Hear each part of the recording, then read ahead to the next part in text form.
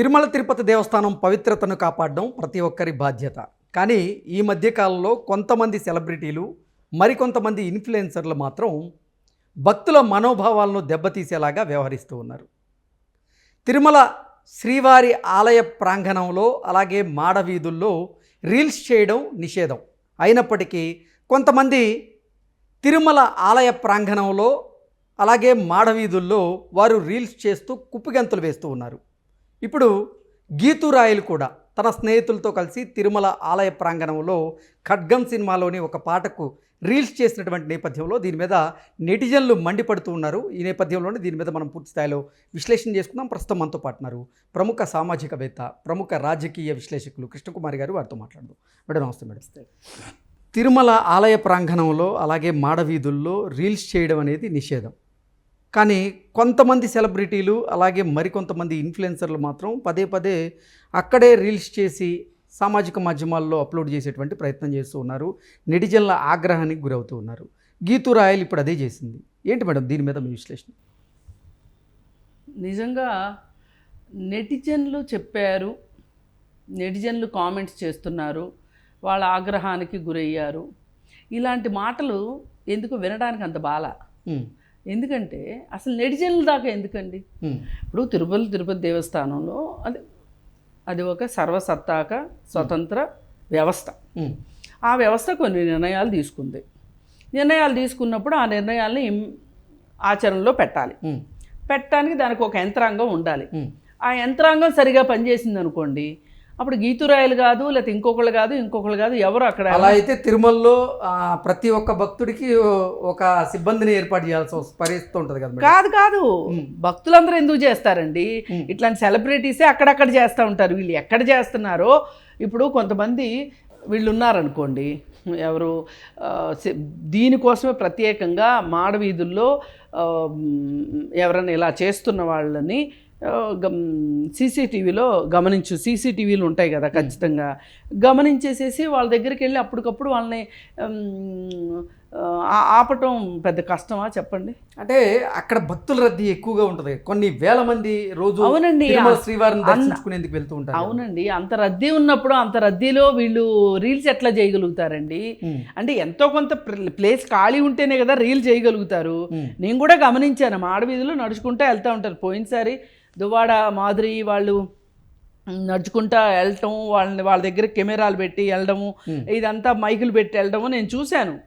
అంటే ఇప్పుడు మీరు కెమెరా పెట్టి మీరు మైక్ పెట్టే పరిస్థితి మీకు ఉన్నప్పుడు, అంటే ఒక విలేకరికి అలాంటి పరిస్థితి ఉన్నప్పుడు వీళ్ళు ఇలా చేయకుండా ఎందుకుంటారు? మీరు అసలు మీరు నిజంగా చిత్తశుద్ధి ఉంటే గనక టీటీడీ బోర్డుకి దీన్ని అరికట్టడం పెద్ద కష్టం కాదు.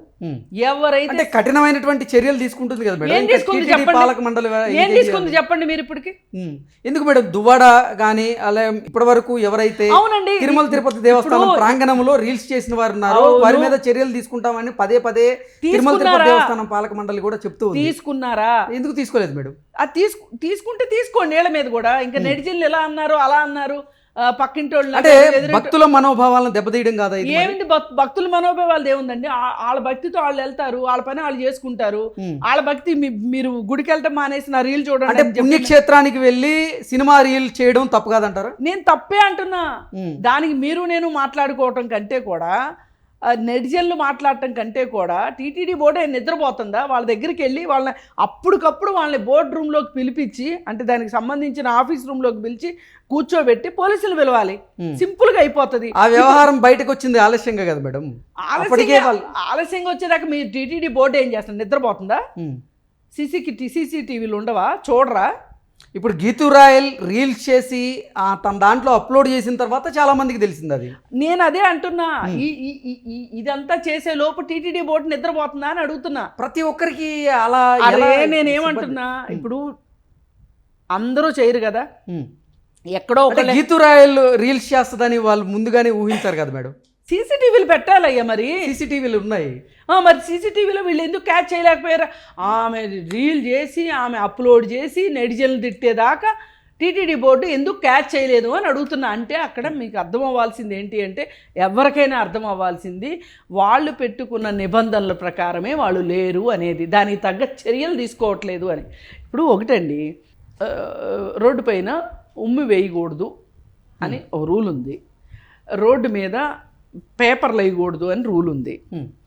మన దేశంలో అది ఫాలో కారు. సింగపూర్లోను అట్లా వెళ్ళినప్పుడు కార్లలో నుంచి ఏమైనా విసిరేయటాలు కానీ ఏమైనా జరిగినప్పుడు ఇమ్మీడియట్గా ఫైన్ పడుతుంది.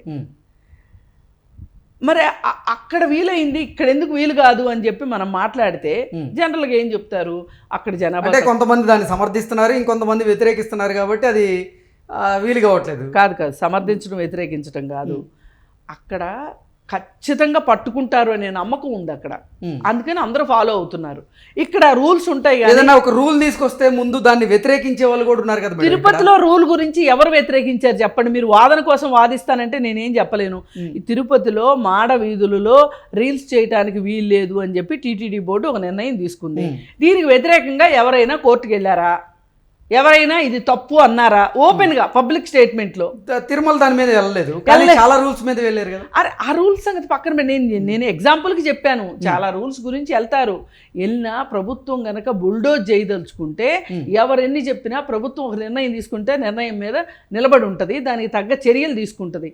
ఇక్కడ నేను చెప్పొచ్చేది ఏంటంటే, ఈ టీటీడీ బోర్డా, పాత టీటీడీ బోర్డా, ఇంకో టీటీడీ బోర్డా అనేది కాదు. మనము ఇవాళ మాడ వీధుల్లో ఇట్లాంటి పబ్లిక్ న్యూసెన్స్ చేయడానికి వీలు లేదు అని మనం పెట్టుకున్నాము అన్నప్పుడు ఆ పబ్లిక్ న్యూసెన్స్ జరగకోకుండా తగిన చర్యలు కూడా తీసుకోవాలి. ఇప్పుడు మనము అంటే సిబ్బందిని ఏర్పాటు చేశారు, సీసీటీవీ ఫుటేజ్ ఏర్పాటు చేశారు, అన్నీ ఉన్నాయి. మరి అలాగే గీతూరాయలు కిందకి ఎలా వచ్చింది అసలు?